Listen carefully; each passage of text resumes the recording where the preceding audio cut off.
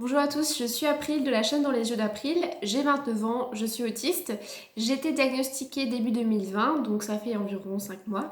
Et depuis, donc je vous fais partager mon cheminement intérieur concernant l'autisme et notamment mes réflexions et mes pensées sur différents sujets. Donc en ce moment, je fais des vidéos sur les femmes autistes. Aujourd'hui, je vais faire une deuxième vidéo sur le sujet pour approfondir un petit peu ce vaste domaine. Ma première vidéo, donc je parlais pas mal de moi, un peu je vous racontais mon histoire personnelle et donc pour résumer, j'avais expliqué que j'avais toujours été une petite fille sage qui correspondait vraiment à ce qu'on attendait d'elle, que j'étais souvent considérée par le biais de mon physique ou par le biais de mon corps, par ma famille et le reste de la société, ce qui avait tendance un petit peu à m'enfermer et surtout on voyait pas en fait qui j'étais à l'intérieur et que en fait j'avais totalement intégré l'idée que mes ressentis, mes besoins étaient moins importants que ceux des autres, ou voire pas importants du tout, ce qui n'a pas vraiment aidé ensuite dans mon parcours personnel. Et concernant l'autisme, je voulais aussi insister sur le fait que mes particularités autistiques étaient souvent, on va dire, invisibilisées parce qu'elles pouvaient être confondues avec des qualités dites féminines. Donc notamment quand je faisais des crises, des meltdowns autistiques, c'était des crises de larmes et du coup ça passait pour de l'hypersensibilité. Quand j'étais très anxieuse, on me définissait comme fragile, mais là encore, c'était une fragilité dite féminine. Enfin, quand je pratiquais mes passions, comme j'étais solitaire et plutôt sage, bah déjà ça paraissait positif. Enfin, en tout cas, c'est positif de toute façon pratiquer ses passions. Mais la pratique de ces passions, la façon dont je pratiquais ces passions n'était jamais questionnée. Et ça pouvait aussi passer pour comme si j'étais sérieuse et disciplinée. Enfin, mes difficultés dans l'interaction sociale et notamment à l'école, le fait que je ne participais jamais, que j'arrivais pas à lever la main parce que j'arrivais pas à me fondre, en fait, me jeter dans la communication comme ça, prendre la parole, aussi ça m'impressionnait beaucoup, c'était mis sur le compte de ma timidité. Et une timidité, là encore, c'est souvent associé aux petites filles. Et on me disait, le discours qu'on me tenait, c'était que t'inquiète pas, quand tu seras plus grande, ça changera, tu seras plus timide. Sauf qu'en fait, je suis toujours timide, mais en réalité, c'est pas parce que je suis timide, c'est parce qu'en fait, j'ai des difficultés dans l'interaction sociale, ce qui n'est pas pareil. Voilà, donc la conséquence en fait de mon histoire avec mes caractéristiques autistiques qui n'ont pas été prises en compte ou qui n'ont pas été prises au sérieux par mon entourage, c'est que j'ai... Coucou, coucou toi. Voilà, ça c'était pirate.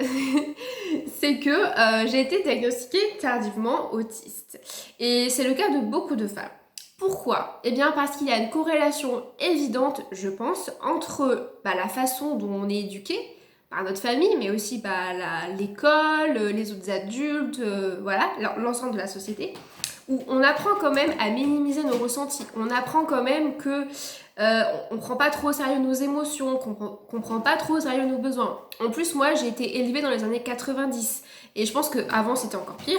Mais qu'en gros, dans ces années-là, l'enfant et l'élève à l'école, c'était beaucoup tais-toi, fais pas de bruit. Alors qu'aujourd'hui, c'est beaucoup plus, on prend beaucoup plus au sérieux le ressenti de l'enfant, ce qui est bien. Enfin. Mais du coup, bon voilà, à l'époque, forcément, en tant que petite fille autiste, je passais inaperçue totalement, quoi. Je pense que j'étais aussi poussée indirectement à me conformer, qu'il y avait des attentes qui planaient au-dessus de ma tête, mais ça j'en ai déjà parlé dans ma première vidéo, et que j'étais aussi invitée à être dans le silence, et qu'en fait c'est ça, être dans le silence quand on est une fille, c'est bien vu, être silencieuse, c'est bien vu, parce que c'est associé au fait qu'on est sage, au fait qu'on est sérieuse, et au fond, au fait qu'on est aussi discipliné et qu'on est malléable. Hein. Donc en fait, c'est un peu un cadeau empoisonné. Mais c'est vraiment une initiation au silence, au fait de ne pas se faire remarquer, etc. etc. Et par exemple, c'est vrai que quand on pleure, les petites filles, ça peut être un peu caricaturé. C'est-à-dire qu'on peut les taxer de pleurnicheuses. Ou alors quand les petites filles se plaignent, ou alors qu'elles expriment leurs besoins, on peut dire qu'elles sont chiantes.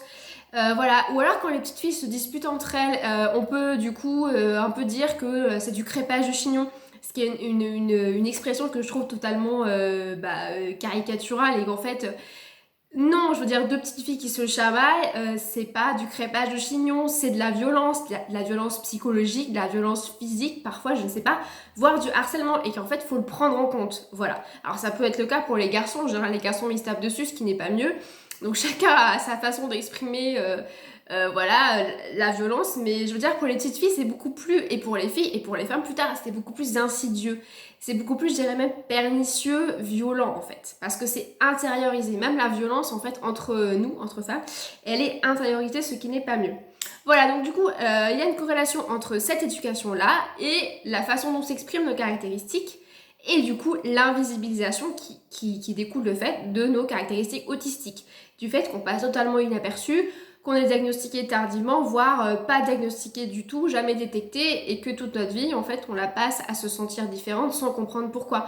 Parce que dans notre tête, en fait, il y a un mécanisme de base qu'on fait où on se dit « mais non, c'est pas ça, j'exagère, c'est dans ma tête, c'est pas vraiment ce qui s'est passé », et en fait, c'est une sorte de... Mais ça, on nous l'a appris, je pense, c'est une sorte de doute comme ça, où on fait un virage à 360 degrés dans notre tête. Voilà.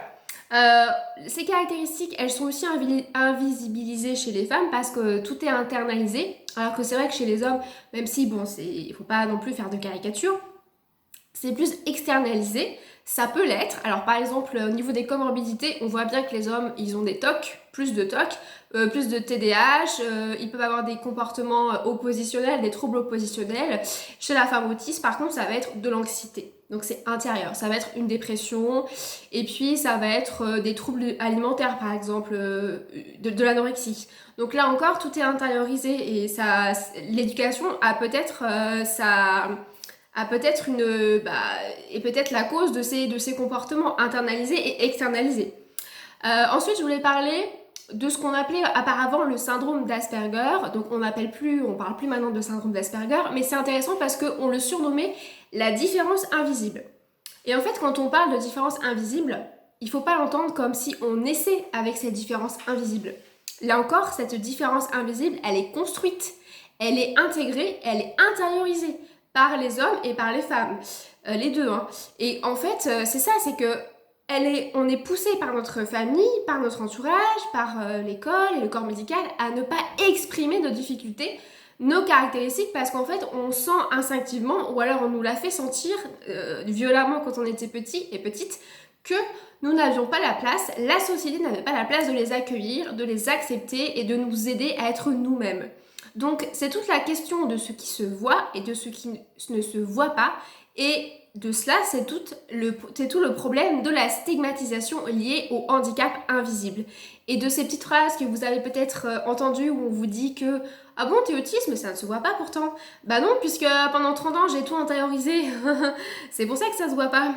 Et c'est vrai que pour parler des femmes, hein, si les caractéristiques de l'autisme au féminin se voient moins, paraissent moins lourdes que chez les hommes, ce n'est pas parce qu'elles sont moins lourdes justement pour ces personnes, pour les femmes, mais c'est parce qu'elles sont mieux intériorisées. Et forcément, et c'est pas mieux. Parce qu'une personne qui ne peut pas exprimer qui elle est, c'est un peu une cocotte minute lâchée dans la nature. C'est une personne qui va pas être équilibrée psychiquement, c'est une personne qui va pas être régulée, qui va pas être sereine et qui va être amenée à faire plus de crises, qui va être amenée à, comme elle intériorise, à beaucoup somatiser, à beaucoup être anxieux. Cette anxiété peut dégénérer en anxiété généralisée, en dépression, en phobie, et qui va également être sujette même à des sentiments destructeurs, autodestructeurs beaucoup plus fréquemment. Donc cette question du handicap invisible, elle touche aussi les femmes, plus les femmes, même si les hommes par exemple ont aussi une façon d'exprimer leur émotionnel qui est pas forcément sain, parce que eux non plus ils n'ont pas appris à exprimer leurs émotions. Sauf que eux c'est le contraire, nous on nous pousse à être un peu sensible, à être extériorisé dans nos émotions, à parler, à être sociable. Les garçons, eux, le discours un peu implicite qu'on a, même si c'est un peu caricatural, mais c'est un peu de dire toi, tu dois être fort, tu dois être un homme, tu dois pas pleurer. Et du coup, après, les pauvres garçons, ils se retrouvent 20 ans plus tard, 30 ans plus tard, à pas savoir gérer leurs émotions. Et du coup, à partir très très vite dans des colères, ou alors à tout garder pour eux. Et quand on dit qu'il y a beaucoup plus de dépression chez les filles que chez les garçons, là encore, c'est pas parce qu'il y a moins de dépression chez les garçons, c'est parce qu'elles sont plus intériorisées au niveau des émotions. Voilà. Donc en fait, parfois, on a un peu le problème inverse concernant les genres. Donc du coup, ces caractéristiques autistiques qui sont tout aussi éprouvantes et handicapantes que pour les hommes, et qui sont moins extériorisées, qui se voient moins, la femme autiste, elle va les prendre comme ça dans une petite boîte et elle va les déplacer là où elle peut les mettre, dans un coin de son cœur, de son corps, de sa tête, je ne sais pas. Et surtout là où c'est socialement, elle va les exprimer là où c'est socialement acceptable pour elle de le faire. D'où les intérêts spécifiques qui apparaissent plus normaux que du côté de leurs homologues masculins. Et je ne crois pas, je peux me tromper, mais je ne crois pas que ce soit parce que la femme autiste en réalité a des goûts plus consensuels et plus conventionnels que les hommes. C'est tout simplement parce que là encore, on lui laisse moins le choix, qu'il y a plus de pression qui pèse sur ses épaules dès l'enfance, où en fait on l'invite fortement, voire très fortement, à faire des activités douces, silencieuses et solitaires et calmes. Et du coup, dans ces activités-là, finalement, ça va être aussi une invisibilisation de ses spécificités autistiques, puisque dans une activité calme, déjà on va la laisser tranquille, elle va pas faire de bruit, donc elle est sage, c'est bien, donc on questionne pas, et on va pas voir du coup, on va voir beaucoup plus tard que la façon qu'elle a de jouer est atypique. Que cette intensité qu'elle a de jouer est atypique. On va moins questionner, on va moins voir parce que là encore, on la laisse un petit peu en autonomie jouer. Alors que les garçons, par exemple, eux, ils ont plus des activités, par exemple, de jeu en groupe. Enfin, on les invite plus à faire du foot, à faire du sport, et donc ils sont plutôt confrontés à leurs difficultés, et donc ça va aussi plutôt se voir. Autre conséquence du coup à ce manque de place à exprimer qui nous sommes, c'est que du coup on va être beaucoup plus tôt en état d'hypervigilance, d'hypercontrôle. Et on va totalement être dans le mental. Moi je vois à l'adolescence, j'étais un pur esprit, je me suis totalement coupée de mon corps. Et je suis devenue très intellectuelle. Alors ça m'a fait plaisir, j'ai adoré ce moment où j'apprenais plein de choses, j'adorais l'école, etc. J'étais dans une certaine émulation intellectuelle. Néanmoins, je constate avec le recul aujourd'hui que cette façon que j'ai eue de me couper de mes émotions, c'était pas vraiment ça. Et qu'en fait, c'était là encore plus être flou par rapport à moi-même, me décentrer de moi-même et ne pas réussir à identifier ce que je voulais au fond, mes besoins, mes ressentis, etc. Et du coup, ce qui se passe, c'est que souvent à l'école, on va bien réussir. Parce qu'en fait, on va être tellement dans le contrôle et dans la rigueur et on va avoir tellement peur qu'on va effectivement y arriver. Mais la question de comment et à quel prix on va y arriver ne va jamais être posée, questionnée, voire même vue par les professeurs et par les parents. Et qu'en fait, quand on est tout le temps les sens en alerte comme ça sur le qui-vive, on développe une anxiété trop élevée et c'est énormément de fatigue et de fatigabilité en conséquence et que c'est usant. Et que tout ça, et là encore, ces difficultés, on ne peut en parler à personne. J'ai l'impression que la femme autiste, la petite fille autiste, elle sait déjà à l'avance qu'elle est seule.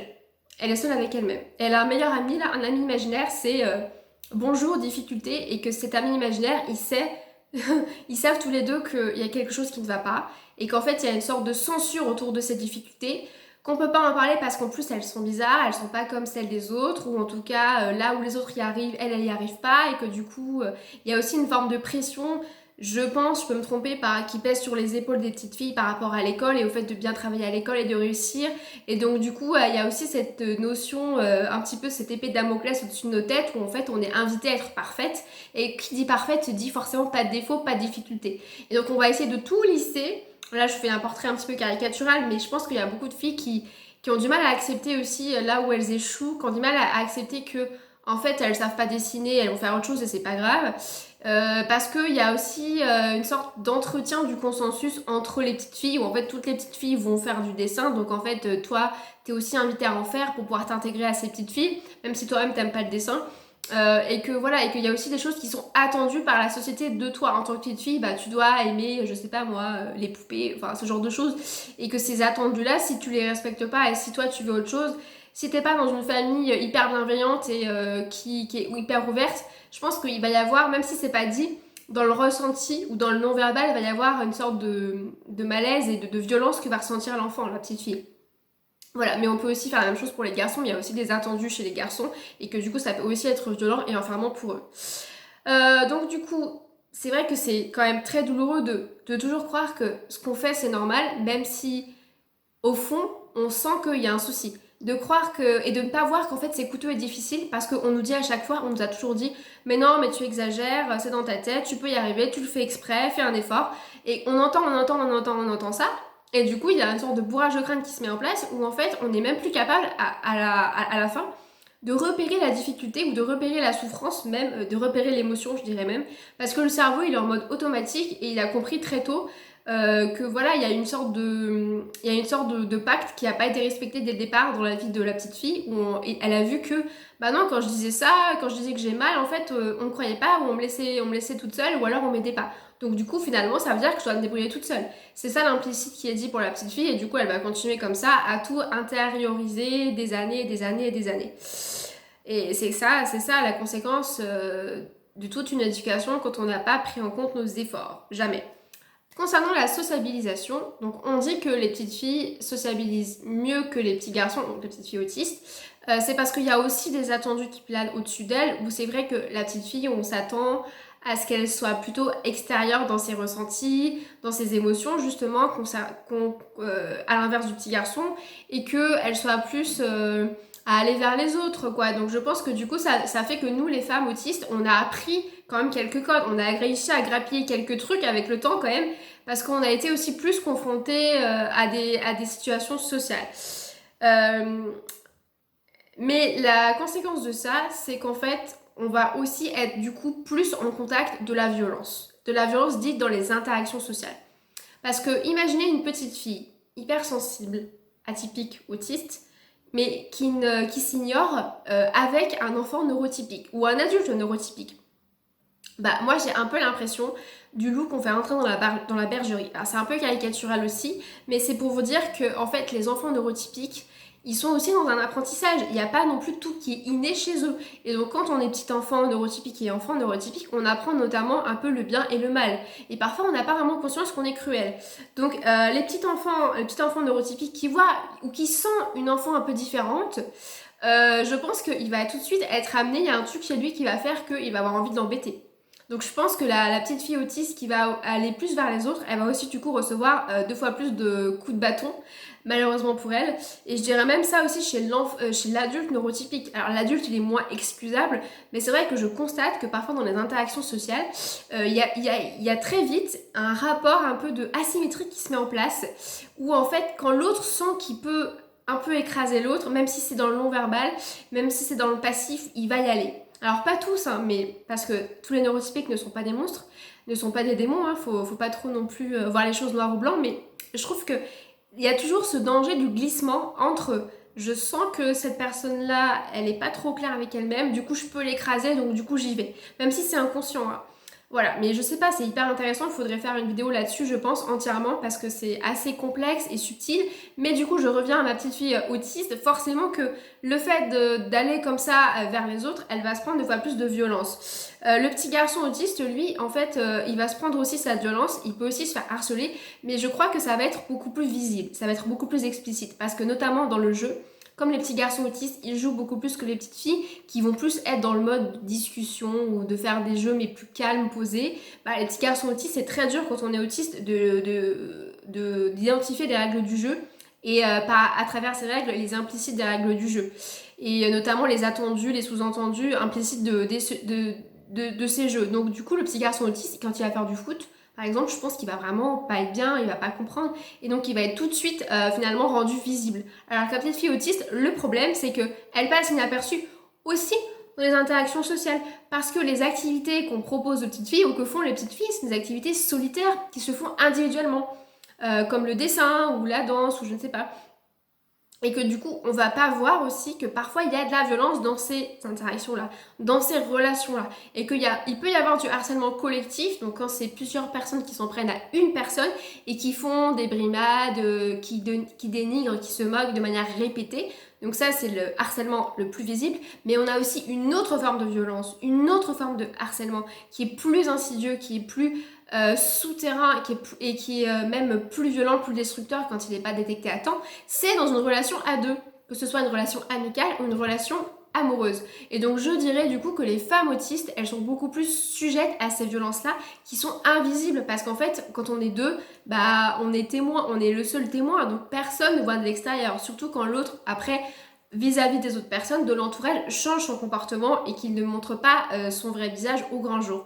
Donc ça montre aussi que parfois des femmes autistes peuvent être violentées toute leur scolarité sans trop comprendre ce qui leur arrive et qu'elles peuvent aussi être dans des relations amicales et amoureuses plus tard complètement dysfonctionnelles et toxiques pour elles avec de la violence parce que elles porteront atteinte à leur intégrité, émotionnelle, psychologique et voire même physique parfois. Voilà, alors j'en étais où? Du coup, comme ces caractéristiques autistiques sont invisibilisées, c'est vrai que... Pirate, arrête.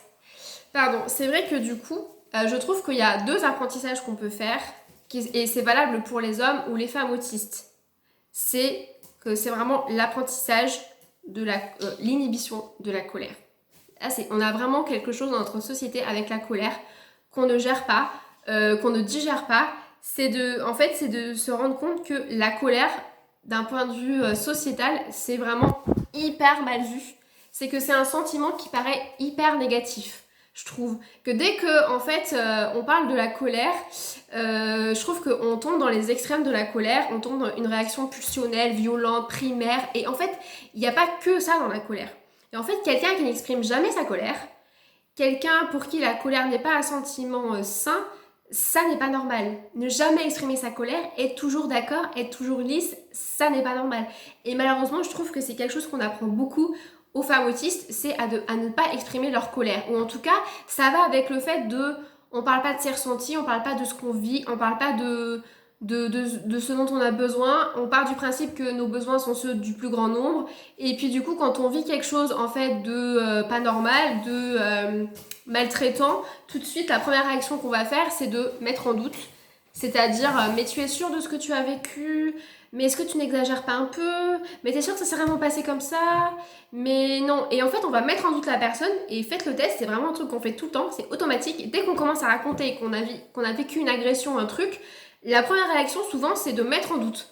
Ou alors de trouver des excuses à l'autre, de dire oui mais tu sais il a fait ça mais il s'est pas rendu compte, mais en ce moment il traverse une période un petit peu difficile, donc s'il a fait ça c'est pas contre toi, etc. Et c'est fou comme autant on peut inciter les victimes à parler, autant en fait on devrait même pas leur dire de parler. En fait on devrait juste dire aux agresseurs de ne pas agresser. Pirate. Voilà donc...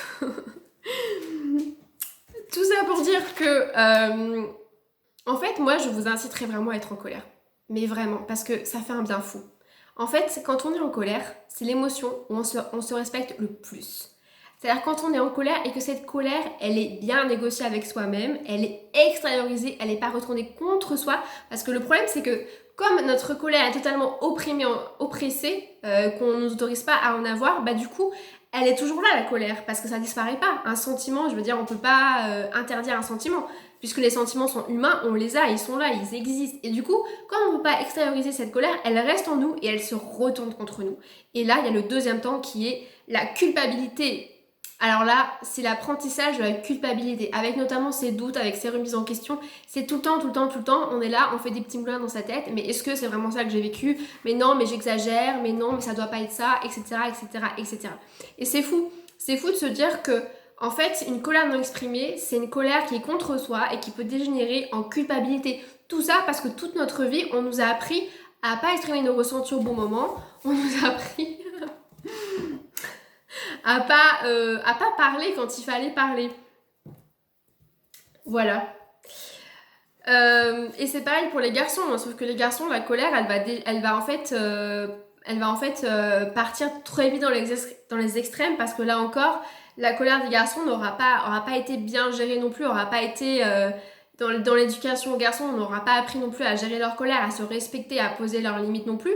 Et par rapport aux crises autistiques d'ailleurs, c'est assez flagrant de voir que les crises autistiques chez les petites filles ou chez les filles autistes, c'est souvent des larmes, alors que chez les garçons, c'est souvent de la violence, et c'est souvent, on tape du poing sur la table, ou on tape contre les murs et on crie. Alors même si tout le monde ne fait pas ça, et c'est caricatural de dire ça, je suis d'accord, mais c'est souvent quand même, c'est fou de voir que même la façon dont on exprime nos crises, c'est genré, c'est construit.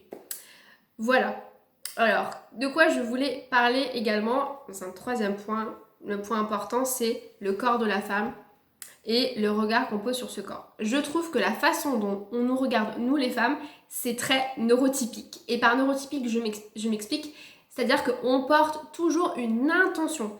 Les neurotypiques, vous savez, c'est des super lasers d'intention. Quand vous dites quelque chose, pour le neurotypique, ça veut dire autre chose. Et en fait, ça veut dire autre chose, mais en fonction du neurotypique, en fonction du contexte, en fonction du ton dans lequel on l'a dit, en fonction de notre langage non verbal, donc en fonction de plein de critères. Donc c'est un peu du délire. Mais c'est pareil pour notre physique et notre apparence. La façon dont on va se présenter à eux de manière extérieure, au niveau de nos apparences, pour le neurotypique, ça va vouloir dire quelque chose. Et je trouve que ce regard qui est posé sur nous, du coup, il est très enfermant. On a vraiment l'impression d'être dans un carcan. Et je trouve que c'est beaucoup plus flagrant chez les femmes que chez les hommes. Notamment par rapport à notre look, notre apparence physique, nos cheveux, la façon dont on s'est coiffé, la façon dont on est maquillé. On va en déduire plein de choses. Donc par exemple, à un moment, si on va pas du tout être coiffé ou maquillé parce que juste on n'a pas envie et puis c'est pas grave, on va dire ah mais t'es malade aujourd'hui, qu'est-ce qui va pas? Mais en fait je vais très bien, juste je n'ai pas envie de me maquiller. Et si à un moment on va mettre une super robe parce qu'il fait chaud et c'est tout, mais en fait on n'est pas forcément très bien avec soi-même mais on le montre pas, et l'autre va croire qu'on pète la forme parce que pour lui ça veut dire mettre une robe, ça veut dire être bien dans sa peau, ça veut dire assumer, ça veut dire séduire, ça veut dire plein de choses en fait, je ne sais pas. Mais voilà, c'est pour vous dire que ce corps-là, il est pris à travers des grilles de lecture, et en fait de la même façon que parfois on confisque notre parole, de la même façon qu'on nous dit ce que nous on pense, ce que nous on doit penser, ce que nous on vit, ce que nous on doit ressentir, ben c'est pareil avec le corps. Le corps aussi, on nous dit la façon dont, je sais pas, notre corps délivre un message, mais en fait pour l'autre, il interprète le message que nous on renvoie à travers notre corps comme bon lui semble. Et là encore, je trouve que c'est une parole qui enferme complètement l'individu, la femme. Dans les espaces publics, la femme peut être doublement la proie, une proie dans les espaces publics, la femme autiste. Parce que c'est vrai que quand on marche dans la rue, quand on marche dans un espace public, ça peut être très violent pour la femme. On peut subir des agressions même minimes comme des regards appuyés ou bien une réflexion. On peut nous faire une petite remarque gentille, mais sur justement notre apparence, notre look. Même si c'est gentil, mais là encore, c'est remettre des sollicitations, nous solliciter là où en fait on n'a juste pas envie de sollicitation. On a juste envie d'acheter notre pain et de repartir. Et donc, je pense que quand on est hyper sensible et quand on a une hyper sensorialité, et bah, tous ces regards qui sont posés sur nous, ils peuvent être hyper agressifs. Et moi, je comprends les femmes autistes qui finissent par faire des phobies et qui finissent par ne plus vouloir sortir de chez elles et qui, quand elles sont fatiguées, préfèrent pas du tout sortir et qui préfèrent rester se cloîtrer chez elles parce qu'effectivement, ça n'est pas un espace sécurisant. Effectivement, c'est une surstimulation qu'elles ne devraient pas vivre. Et où elles se sentent en danger, parce que là encore c'est plein d'imprévus, on ne sait pas comment les autres vont réagir, ce qu'ils vont dire. Parfois elle n'aura pas du tout des ressources et quelqu'un va lui dire une réflexion désagréable et elle va fondre en larmes. Donc effectivement il y a une agressivité et qui est supplémentaire quand on est femme. Quand on est femme autiste, soit on est submergé par les informations parce qu'on voit tout en même temps, on n'arrive pas à hiérarchiser, ou soit on se coupe totalement de ces informations. Du coup on se met un peu en mode veille, un peu dans sa bulle comme on dit. Mais c'est pas mieux, parce qu'en fait du coup, quand on se coupe de ces informations, bah, on se coupe aussi de ses sens, on se coupe aussi de ses émotions. Et du coup je trouve que c'est un peu triste parfois comme façon de fonctionner. On va avoir en fait tendance à aller très vite, marcher très vite sans regarder loin devant, en regardant plutôt ses pieds, donc en essayant de ne pas se faire remarquer. Et là encore en mettant un petit peu son corps dans une petite boîte, en se faisant discrète, et je trouve que c'est dommage. Et moi c'est vrai que j'ai beaucoup de commentaires sur ma tenue, sur mon physique quand je marche dans la rue, et que ça peut vite me déstabiliser. Il y a autre chose aussi, parce que là j'ai parlé du regard qui était posé sur les femmes autistes, donc c'était surtout le regard masculin, mais il y a un autre problème aussi, jamais un sans deux, ça n'existe pas, on dit jamais 203, mais c'est pas grave, c'est l'attitude passive-agressive des autres femmes, ou ce qu'on appelle la misogynie intégrée. La misogynie intégrée, c'est quand, entre femmes, on est en compétition et en rivalité, et qu'en fait, entre nous, on est violente aussi, stigmatisante, et on peut aussi avoir un regard qui est enfermant. Et moi, honnêtement, j'ai eu très très peu de problèmes avec des hommes, en tout cas dans des relations interpersonnelles. Par contre, avec des femmes, je ne vous fais pas la liste des problèmes que j'ai eus, que ce soit au niveau professionnel, amical, dans ma famille, enfin vraiment, il y a quelque chose de hyper violent entre nous, et c'est dommage parce qu'en fait, on devrait être dans un lien de sororité, et je trouve que c'est vraiment, on n'en est pas encore là, il y a encore beaucoup de chemin à faire à ce niveau-là. Au niveau du travail, au niveau social, c'est vrai qu'on a aussi des attendus par rapport à notre apparence. En général, on est quand même assez jugé sur notre apparence physique. Donc moi, je vois que je suis vite jugée par rapport à mon jeune âge en tant qu'enseignante, et que souvent, je sens que la personne en face, mon employeur, donc mon chef d'établissement, il va un petit peu me regarder bizarrement en se disant « Mais mon Dieu, elle a quel âge celle-là, elle sort du lycée ?» Donc là encore, c'est un préjugé, c'est de la discrimination. Et puis on va attendre aussi de nous des choses, on va attendre qu'on sourit pour montrer qu'on est heureuse. Donc là encore à extérioriser. C'est pas forcément agréable, surtout qu'on n'a pas forcément envie de sourire tout le temps. Par rapport à notre look aussi, c'est vrai que des femmes qui ont des hypersensorialités concernant certaines matières, elles vont avoir envie et besoin de mettre des matières douces en coton, mais qui sont pas toujours très féminines. Et d'ailleurs, elles peuvent ne pas avoir envie de mettre des vêtements féminins. Et c'est ok. Sauf que là encore, au travail, je trouve que oui, il y a des codes sociaux, ou même dans la société en général, où on attend de nous quand même une certaine féminité, qui est d'ailleurs construit là encore, hein, qui n'est pas du tout innée, et dont on nous bombarde à la télé, les médias, le cinéma, la pub, etc. Et que là encore, ça pose des soucis en termes de liberté, de ses choix, et de ce qu'on veut être, et de ce qu'on veut faire, etc. Alors maintenant, on va parler de la séduction. C'est-à-dire que nous, les femmes autistes, on a une difficulté, comme toutes les personnes autistes, à détecter, à interpréter le langage non verbal, à saisir l'implicite. Donc autant vous dire que dans les relations amoureuses, c'est très compliqué et qu'on peut vite passer à côté d'une tentative de drague. Donc on ne peut rien voir. Aussi parce que je pense que, en ce qui me concerne, moi, quand je parle à quelqu'un, je ne parle pas à un homme ou je ne parle pas à une femme. Je parle à une personne. Et avec cette personne, je veux un échange riche et authentique concernant un sujet qui me passionne. Donc, je veux une vraie conversation. Et c'est vrai que je peux parler pendant 2 heures à un garçon d'un sujet qui me passionne sans qu'il n'y ait aucune ambiguïté de ma part. Mais de l'extérieur et du côté du garçon, c'est vrai qu'il peut y avoir des attentes, il peut y avoir de l'ambiguïté que je n'aurais pas cernée et décodée à temps. Et du coup, l'autre personne peut être vexée, ou bien de l'extérieur, je peux donner l'impression d'avoir beaucoup d'assurance parce que j'ai parlé pendant 2 heures à cet homme. Et il peut aussi y avoir du coup une interprétation de ce que je suis, de ce que je fais, et on peut en fait totalement passer à côté de ma vraie personnalité en me faisant passer pour une fille super sûre d'elle, méprisante, séductrice ou je ne sais quoi encore. Et après, il y a le problème inverse aussi, c'est que nous, si on est attiré par quelqu'un, on va pas savoir comment faire, ça va être très difficile parfois, surtout si la personne elle est dans un groupe un peu inaccessible comme ça. Ou donc on aura tendance sinon à être très franche, à être très cash, parce qu'on sait pas trop comment doser, comment inviter, etc. Comment faire toutes les étapes de la séduction. Et ça peut aussi un peu détonner l'autre, et ça peut aussi être mal vu, ou alors on peut passer comme ayant beaucoup d'assurance, ou comme si on savait ce qu'on voulait, alors qu'en fait c'est juste notre façon de fonctionner, c'est pas forcément un trait de caractère ou c'est pas forcément lié à une surestime de nous-mêmes, pas du tout. J'ai aussi constaté que dans des groupes, donc moi j'ai eu quelques groupes d'amis quand même, et c'est vrai que je voyais jamais, ça j'en ai déjà parlé dans ma première vidéo, je voyais jamais en fait les rapports de séduction qui se mettaient en place entre mes amis, et donc j'étais toujours très étonnée quand finalement j'apprenais que des personnes s'étaient mises en couple. J'étais pas du tout capable de voir, et je pense que du coup parfois je pouvais parler un peu librement à tout le monde sans me rendre compte que ça pouvait blesser une amie à moi parce qu'elle avait un petit crush sur cet homme ou ce garçon, et que moi je n'étais pas capable d'identifier ça. Donc j'étais un petit peu inoffensive, mais pour l'autre, l'autre pouvait se poser des questions. Pour finir, concernant les relations de couple, il y a aussi le problème, puisqu'en tant que femme autiste et en tant que personne autiste, on a du mal à identifier nos émotions à l'instant T, à savoir ce qu'on veut. Parfois c'est flou, on ne sait pas, on a besoin de temps, on a besoin de réfléchir, et parfois on confond entre une pensée, une émotion, ou bien un ressenti. Et c'est vrai que du coup, dans une relation de couple, ça peut être particulièrement compliqué, et que là encore, on peut vite passer dans une relation abusive. Et ça pose la question très importante du consentement. Et la question du consentement, c'est vraiment une question fondamentale dans le respect de la femme et de ses envies, voilà, dans une relation amoureuse, notamment dans une relation sexuelle.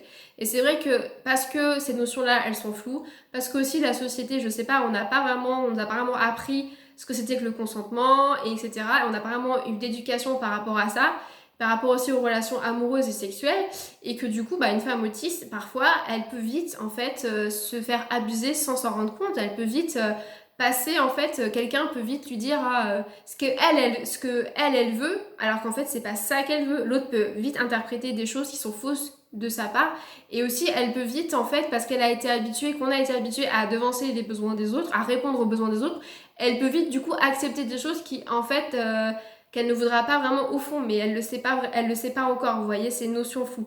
Donc c'est vrai que c'est très important qu'on parle des femmes autistes, aussi pour ça, aussi vraiment pour qu'on prenne en compte, qu'on les sensibilise à cette notion-là, à la notion du consentement, du respect de soi, de se faire respecter, de qu'on respecte nos limites, même si ça prend plus de temps qu'un autre, enfin voilà, même si nos besoins sont différents, notre sensorialité est différente, notre sensibilité est différente, bah voilà, on est des personnes, on est tous différents et on a le droit, voilà, on a le droit au respect et on a le droit de ne pas à tout prix contenter les besoins des autres au détriment de notre propre intégrité.